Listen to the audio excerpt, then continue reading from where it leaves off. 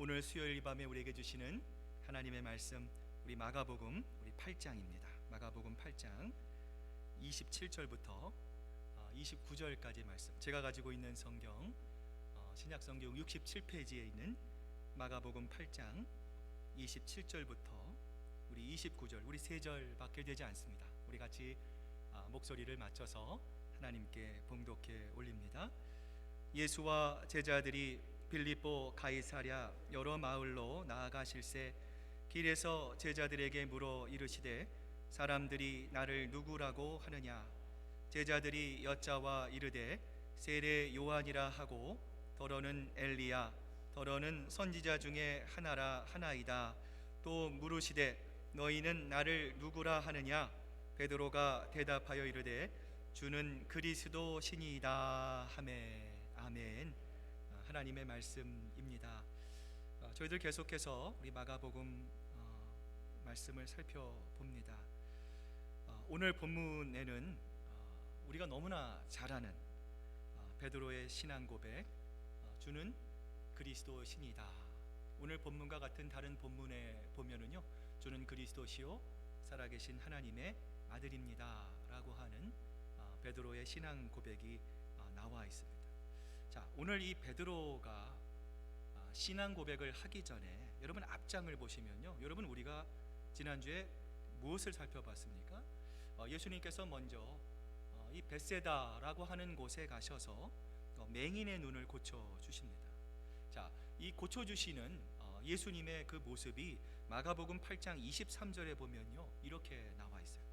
예수께서 맹인의 손을 붙잡으시고 마을 밖으로 데리고 나가사 눈에 침을 뱉으시며 그에게 안수하시고 무엇이 보이냐 물으시니.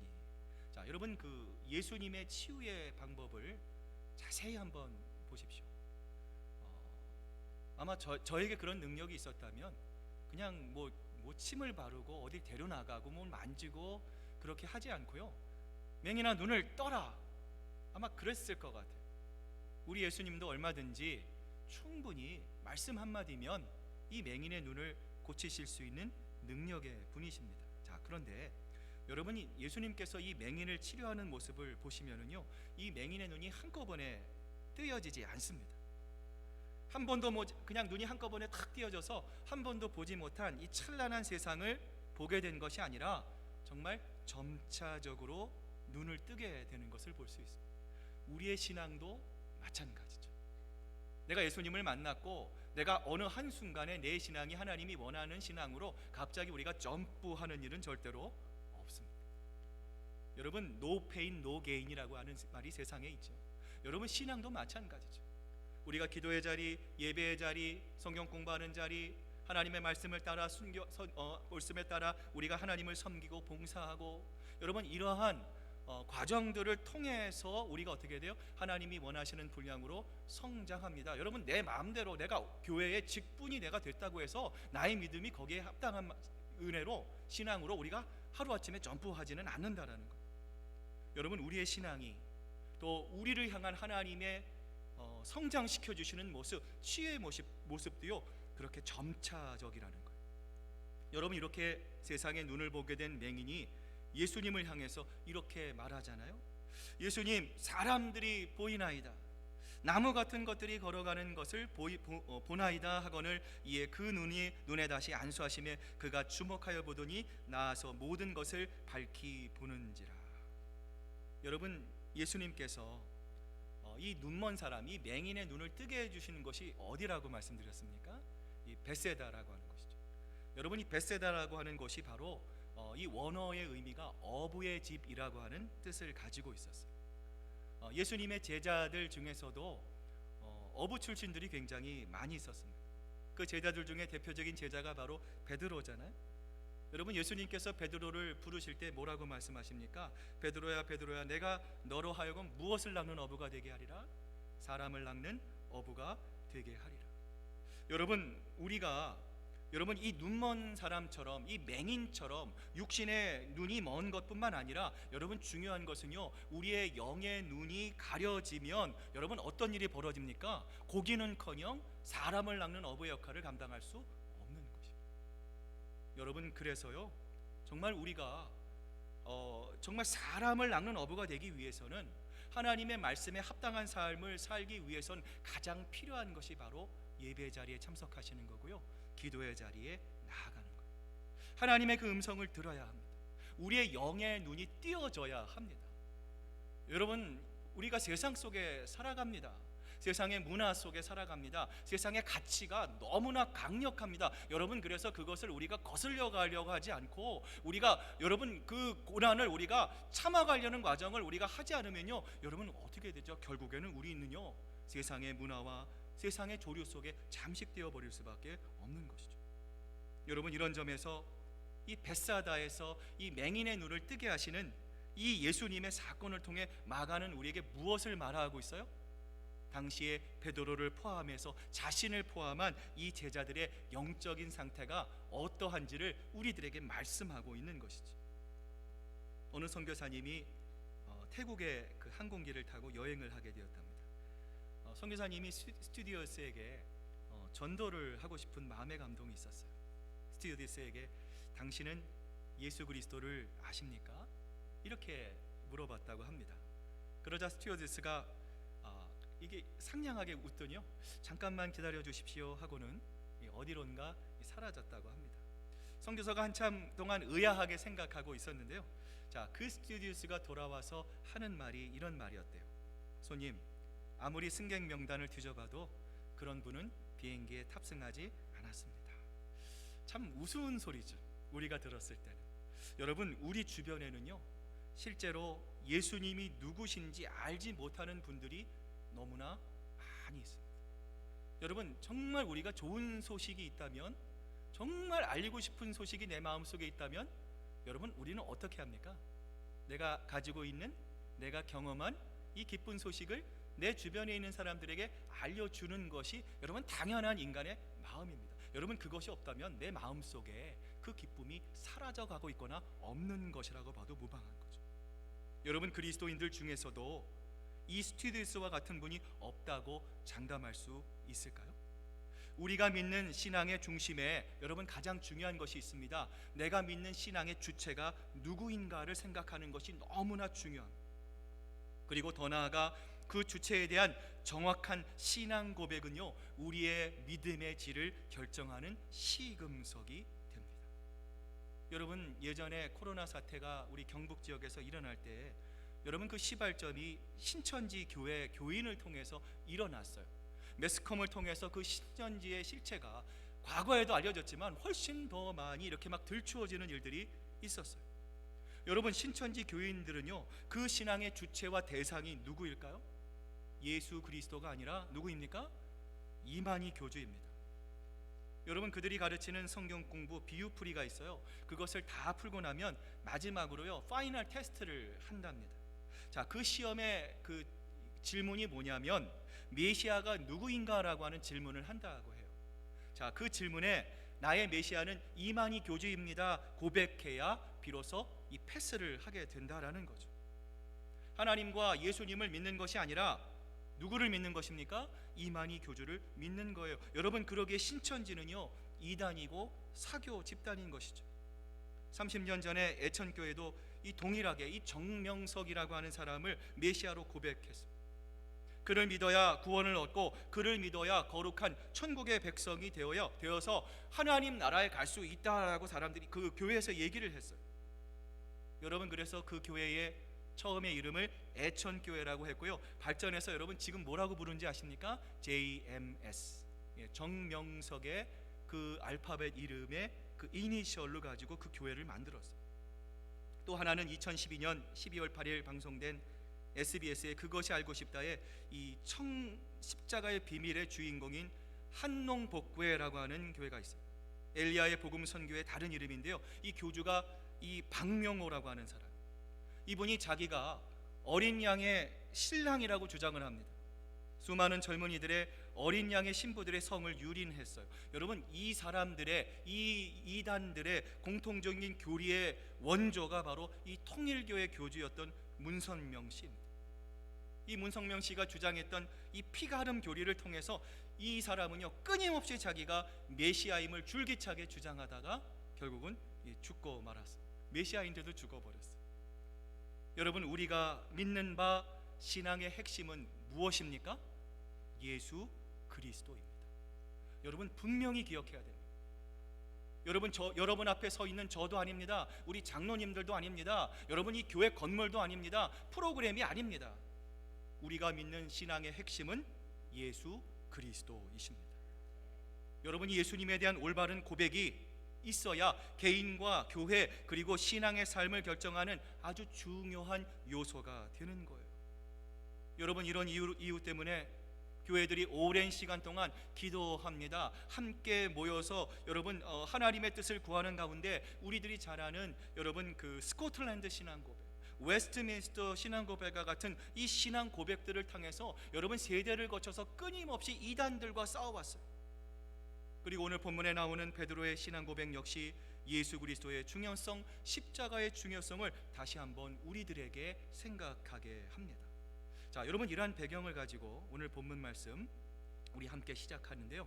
자, 여러분 한번 앞을 보시면서 오늘 본문 말씀 우리 24절 말씀 같이 한번 읽겠습니다. 시작. 예수와 제자들이 빌립보 가이사랴 여러 마을로 나가실새 길에서 제자들에게 물어 이르시되 사람들이 나를 누구라고 하느냐. 자, 여러분 여기 보시면은요 빌립보 가이사랴라고 하는 지명이 등장합니다. 사도행전 16장에서 여러분 바울의 꿈속에서 마게도니아 사람들이 꿈에 나타나잖아요. 뭐라고 얘기를 하죠? 와서 우리를 좀 도와라. 사도 바울의 의도는 무엇이었습니까? 소아시아로 가는 거였어요. 서쪽으로 가는 거였어요. 그런데 이 꿈을 통해서 사도 바울이 전도의 방향이 서쪽에서 동쪽으로 틀어지게 되죠. 유럽으로 건너갑니다. 그곳에서 이 자주장사 부유했던 루디아를 만나서 최초로 세웠던 빌립보 교회와 오늘 이 가이사랴 빌립보는 서로 다른 지명이라는 거죠. 자, 여러분, 이 가이사랴 빌립보는 여러분 지도에서 보는 것처럼 어디에 위치해 있습니까? 동서남북 중에서 이 북쪽이에요. 사해를 거쳐 요단강 갈릴리를 거쳐서 저기 그 요단강의 발원점이 되는 그 헬몬산 근처에 있는 아주 북쪽에 위치해 있는 도시가 바로 이 가이사랴 빌립보였어요. 여러분, 이 도시는요 물이 굉장히 풍부한 도시라고 합니다.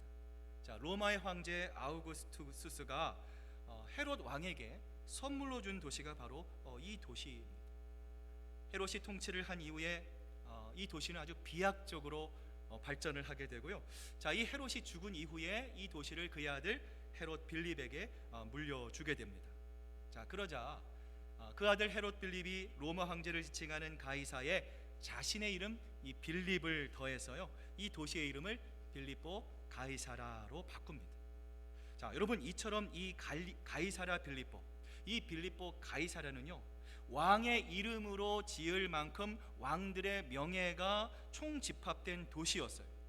뿐만 아니라 신전과 판신이라고 불리우는 이 신전들이 가득했던, 우상을 섬겼던, 우상이 들끓던 도시가 바로 이 빌립보 가이사랴였습니다. 이처럼 황제의 도시, 황금 만능주의, 여러분 지금도 마찬가지죠.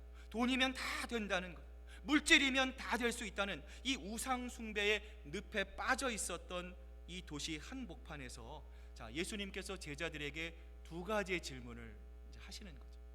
자, 첫 번째 질문이 무엇이었습니까? 사람들이 나를 누구라고 하느냐. 예수님의 관에 대한 질문입니다.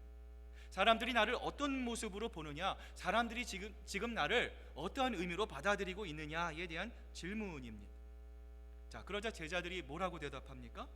세례 요한이라고 하고 더러는 엘리야, 더러는 선지자 중에 하나이다.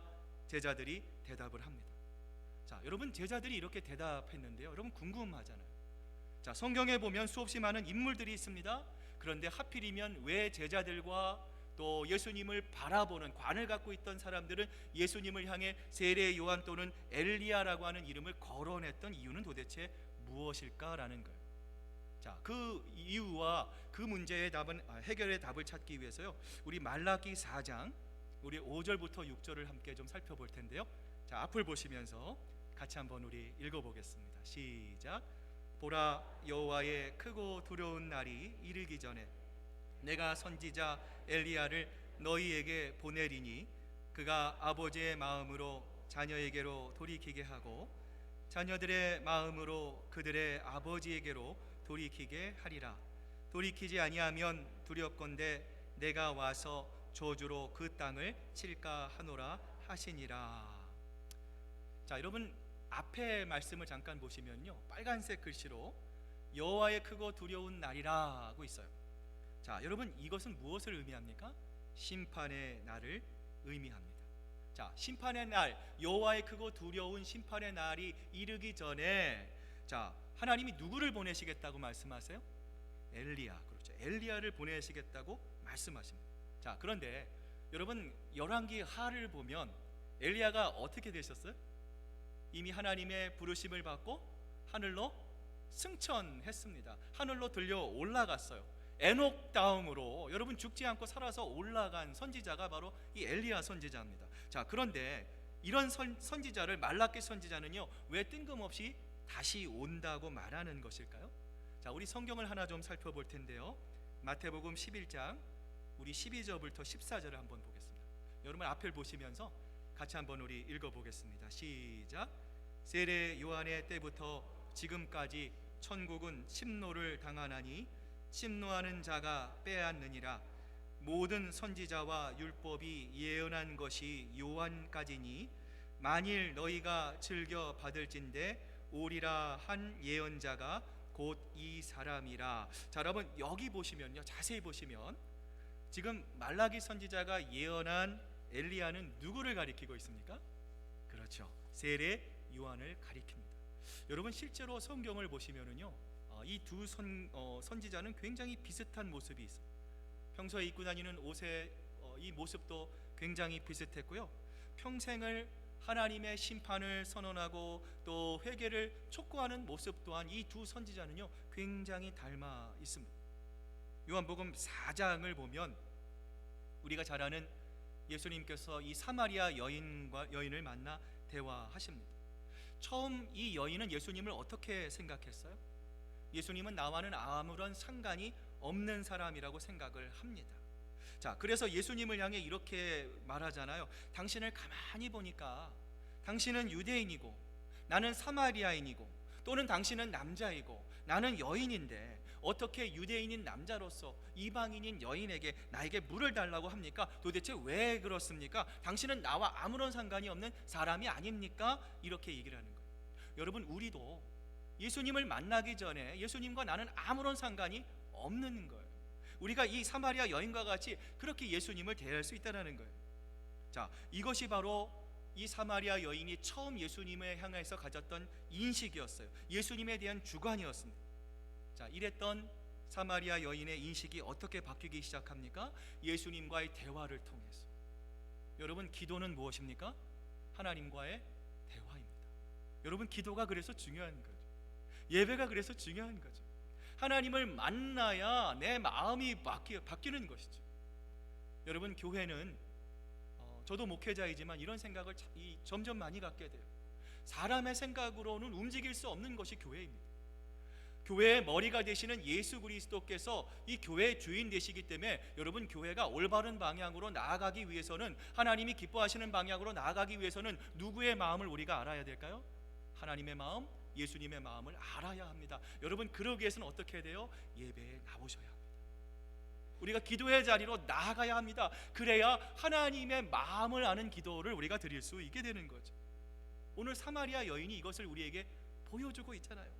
예수님은 나하고 아무런 상관이 없습니다. 왜 당신이 나에게 찾아옵니까? 이렇게 냉대했던 여인이었어요. 그러나 이 여인이 예수님과의 대화를 통해서 서서히 바뀌어가기 시작합니다.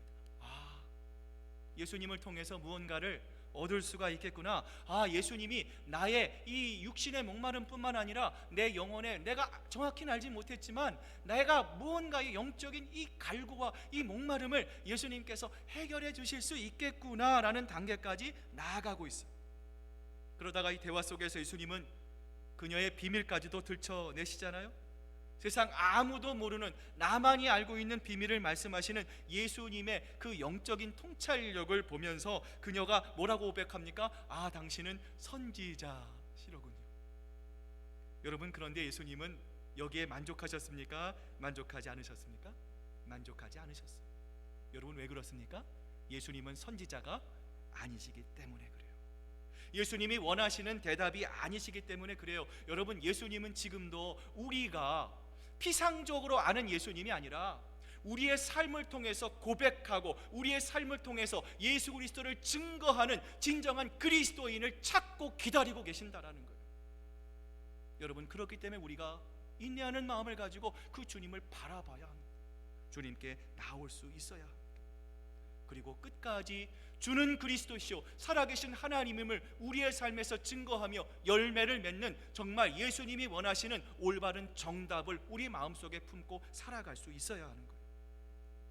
여러분, 그래서 오늘 본문에서도 제자들을 향해 예수님이 이렇게 질문하십니다. 그러면 세상 사람들이 이렇게 나를 생각하는데 그러면 너희들은 나를 무엇라고 하느냐 말씀하세요.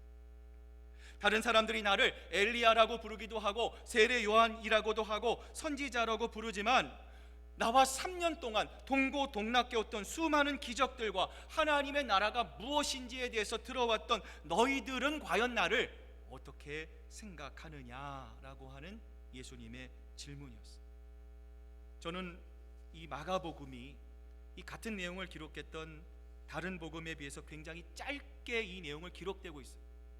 너희는 나를 누구라 생각하느냐, 이 예수님의 말씀을 묵상하면서 저는 이런 마음이 들었어요. 지난 오랜 시간 동안 이 큰 사랑교회 안에서 예배하고 찬송하고 기도하고 성도 간의 아름다운 교제를 해왔던 큰 사랑교회 사람들아, 지금 너희들이 예배하고 봉사하고 바라보고 있는 나를 너희들은 도대체 누구라고 생각하느냐. 예수님은 오늘 이 말씀을 받고 있는 우리들에게도 동일하게 질문하고 계신다라고 저는 생각합니다. 여러분, 만약 예수님께서 여러분에게 너는 나를 누구라고 생각하니? 너는 네가 정말 바라보는 나는 누구라고 생각하니? 예수님이 심각하게 여러분 앞에서 질문한다면 여러분은 과연 어떠한 대답을 하실 수 있겠습니까? 예수님을 모르는 사람들은 예수님을 뭐라고 아나요? 4대 성인 중에 한 명, 사회개혁의 선구자, 민족의 해방자, 소외된 자와 가난한 자의 친구, 정의와 회개를 촉구하는 예언자라고 세상 사람들은 생각을 하고 있습니다. 여러분, 안타까운 것은요, 이러한 사람들의 생각과 사람들의 예수님을 보는 그 관에 우리 예수님을 믿는 그리스도인조차도 영향을 받을 수 있다는 거예요. 여러분, 그러나 이러한 그들의 생각은요, 우리의 신앙과 믿음에 결정적인 영향력을 미치지는 않습니다. 중요한 것은요, 예수님의 두 번째 질문입니다. 세상 사람들이 나를 그렇게 생각한다고 해도 정말 예수님을 믿는, 나를 아는, 정말 나를 사랑한다고 고백하는, 정말 오랫동안 신앙생활을 해왔던 너희들이 바라보는 나는 누구냐라고 하는 그 두 번째 질문은요, 우리들이 어떤 대답을 하느냐에 따라서 우리의 믿음의 생활의 형태와 교회 생활의 형태가 완전히 달라지는 거예요. 건강한 교회가 되느냐, 아니면 정말 보이기 위한 교회가 되느냐라는 것은요, 정말 우리의 신앙 고백에 달려 있습니다.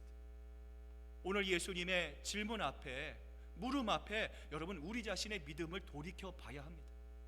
내가 사람을 보기 위한 믿음의 행동이었는가? 아니면 내가 사람은 보지 않지만 나를 은밀히 보시는, 내 중심을 보시는 그 하나님을 내가 신뢰하며, 하나님, 내가 어떤 상황 가운데 하나님 의지하며 하나님 붙들며 나아가고 있는가?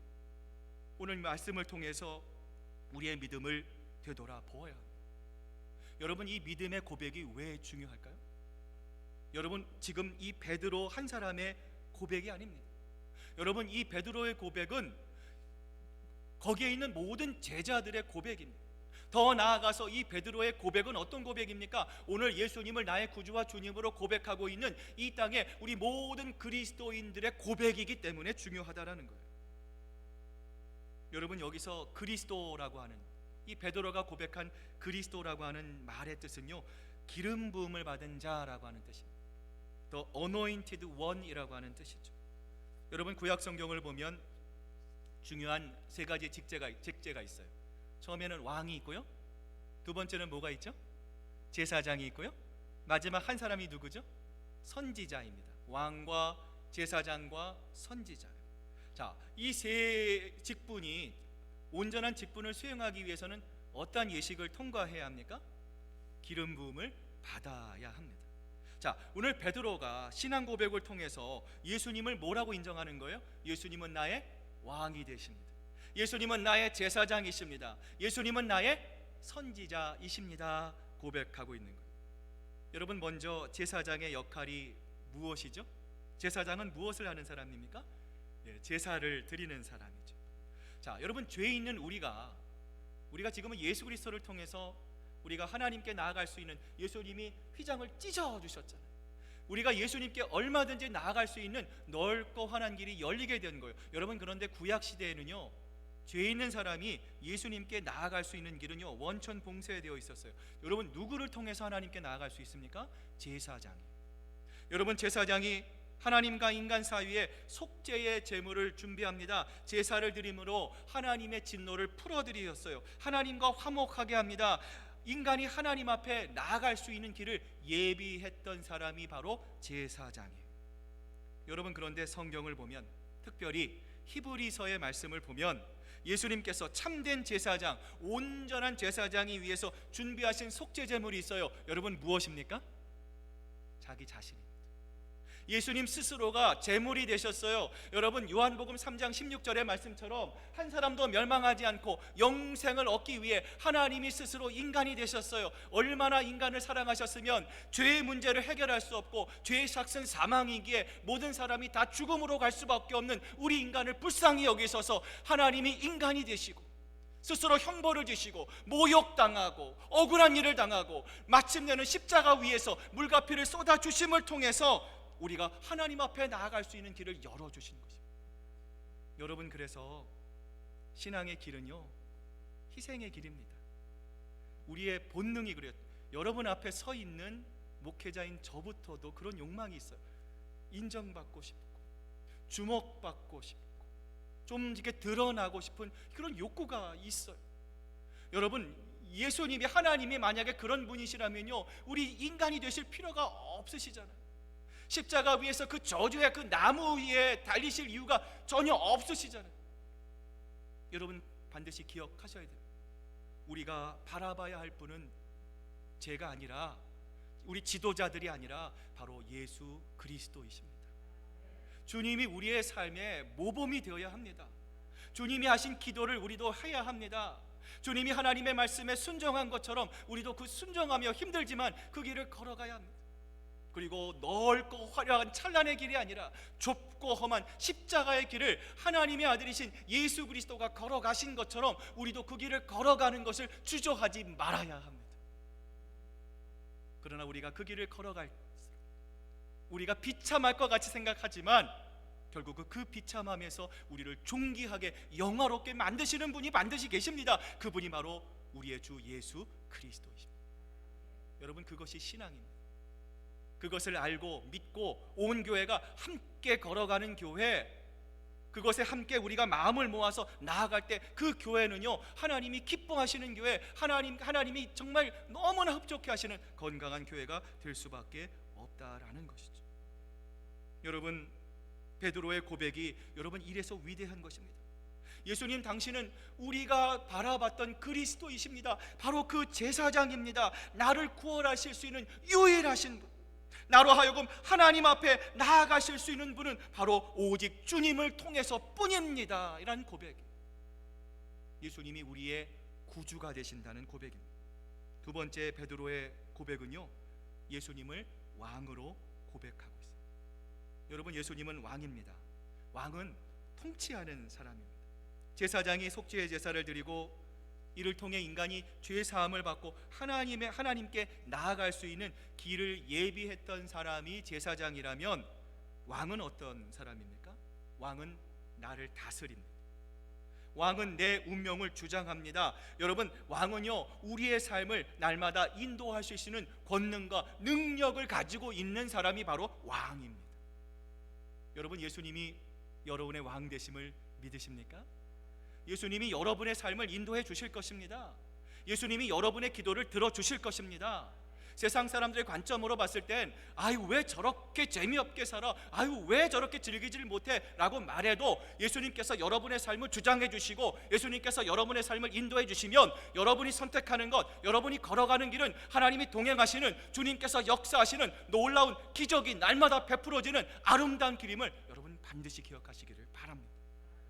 이것을 날마다 경험하는 것이 저는 신앙이라고 생각합니다. 여러분, 이게 신앙이구나. 이게 하나님이 나와 함께 하시는 것이구나. 이게 하나님이 역사하시는구나. 여러분, 이것을 발견하면 우리의 삶이 얼마나 감사의 삶으로 넘쳐나겠습니까? 여러분 꼭 기억하십시오. 예수님은 여러분의 왕이 되십니다. 나를 다스리십니다. 내 운명을 주장하십니다. 날마다 나의 삶을 인도하시는 분이 바로 예수 그리스도이십니다. 이 예수님이 우리의 왕이라는 말을 우리가 익숙한 단어로 바꾸면 예수님은 우리의 삶의 주인이십니다. 내 삶을 통치하고 다스리시는, 내가 가장 의지하는 나의 주인이십니다. 여러분, 이 말이 여러분 앞에 스크린에 있는 말이에요. 여러분 같이 한번 읽어봤으면 좋겠습니다. 시작. 예수님은 나의 구주가 되시고 나의 주인이 되십니다. 여러분 믿으십니까? 여러분, 우리가 평생 이 땅을 살아가는 동안 우리가 잊어버려서는 안 되는 말이 바로 이 말이에요.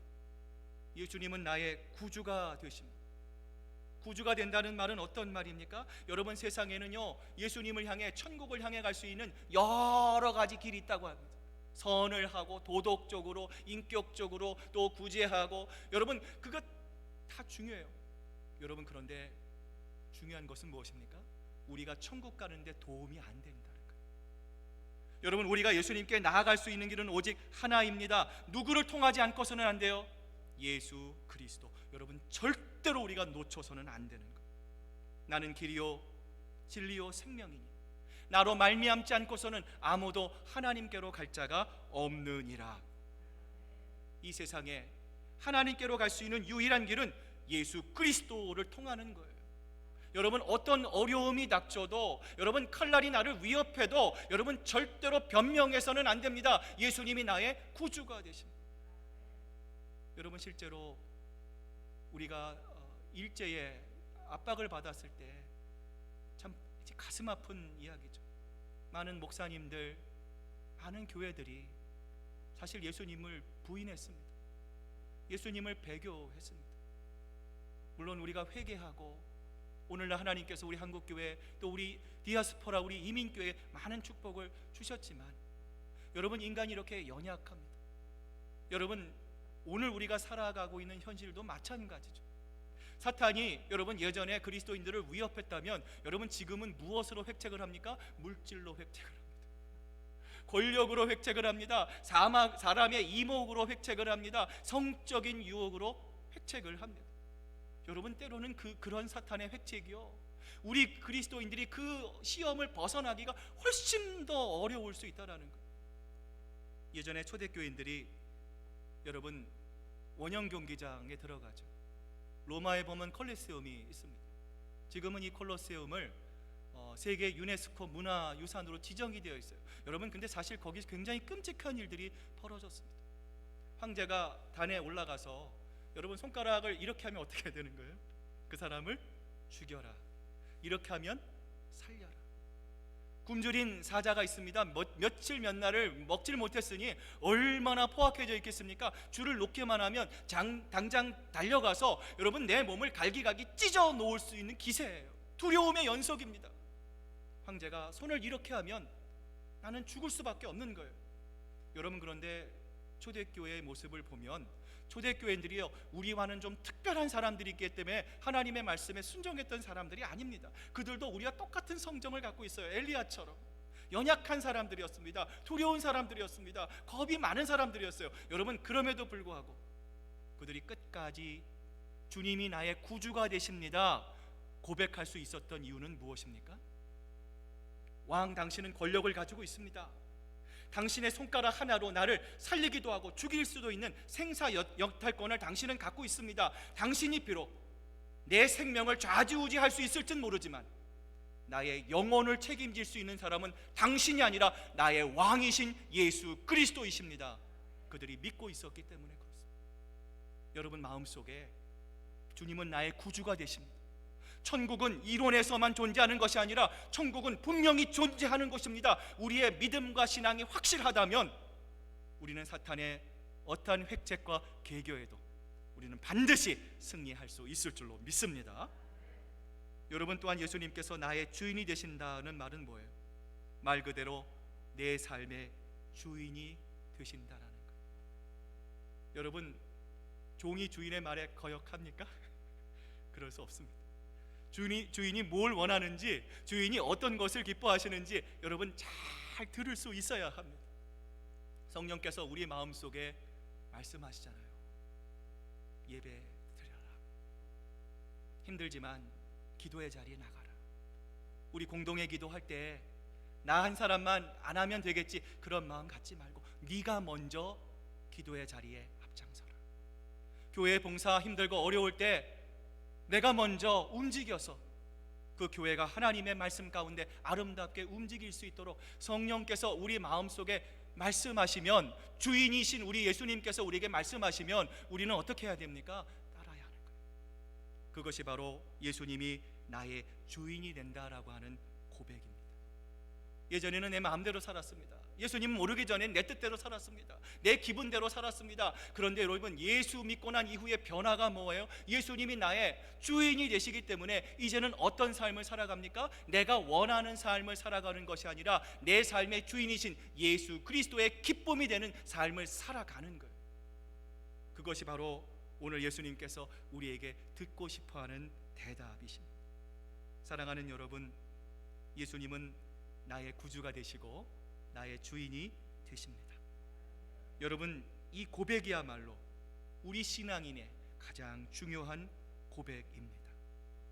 여러분 내가 교회에 오래 다녔다고 해서, 내가 직분자라고 해서 여러분 우리가 이 고백다운 삶을 살지 못한다면 어쩌면 우리는요 껍데기만 그리스도인일지도 모릅니다. 예수님을 그리스도로 발견한 사람, 예수님을 그리스도로 진정 믿는 사람이 바로 예수님이 기뻐하시는 그리스도인임을 믿습니다. 저는 목회자로서 오늘 이 말씀을 듣는 여러분, 그리고 이 말씀을, 이 예배를 영상으로 댁에서 듣고 계시는 여러분들에게 간곡히 부탁드립니다. 오늘 베드로처럼 예수님은 나의 구주가 되시고 예수님은 나의 주인이 되십니다. 오늘 이 고백이 여러분의 고백이 되기를 소망합니다.